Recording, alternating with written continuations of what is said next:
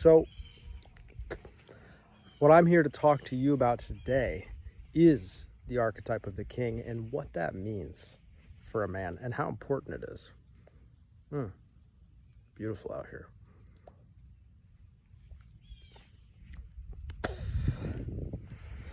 I'm going to be very direct. I'm going to speak very plainly and simply. In order to become king of your life, in order to rise to the throne of your own manhood and become the man that you feel at your deepest core you could become, you need to admit that you are not the king.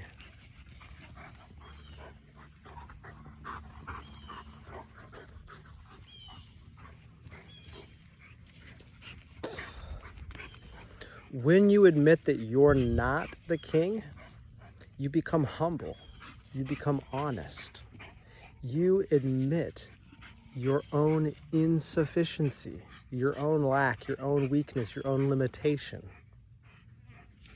When you admit that you're not the king, that I'm not the king, I open myself up through the power of humility and surrender for the true king,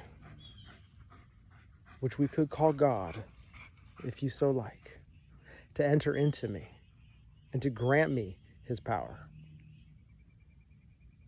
When I admit that I am not the king and that my way, which is based on my subjective experience from the past, which is from a very limited set of data based on all the experiences I've had, you compare all of that experience, that data, to other experiences throughout my life that I didn't have, that other people had, and all the lives that came before me and all the lives that'll come after me, you'll see that my data, quiet, from my subjective self means nothing. I have experienced fucking nothing. I know nothing. I am nothing. I am nothing.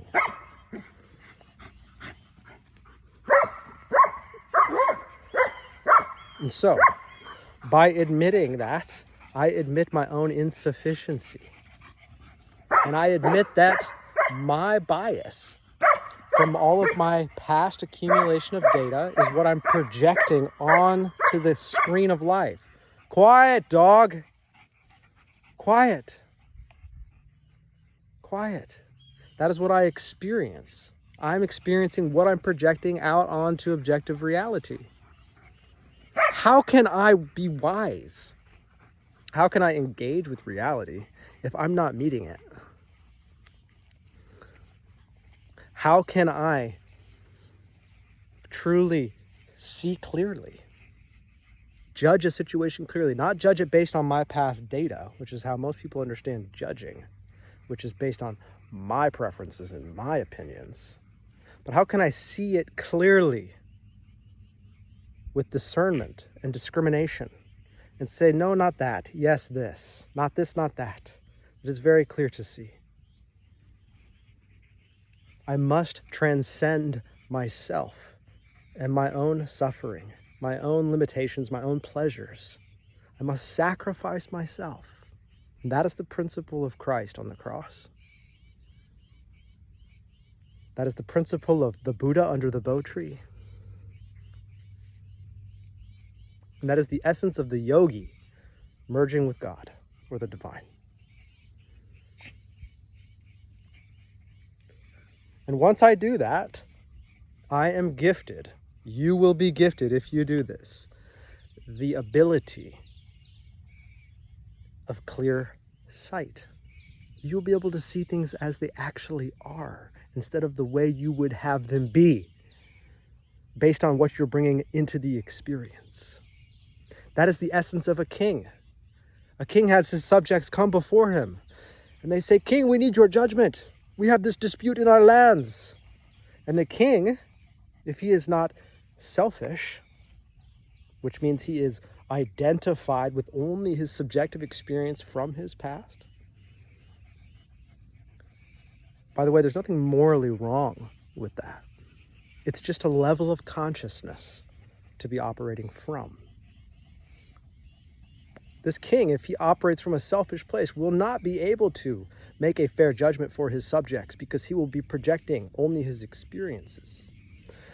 However, if he has transcended himself and he is not counting on, relying on himself for his information, he gets to draw the source of information from the actual reality, from the event. And the event can tell him the best possible situation.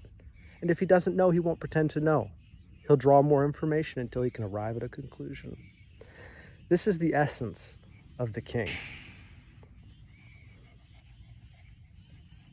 But you cannot become the king, brother, until you sacrifice yourself.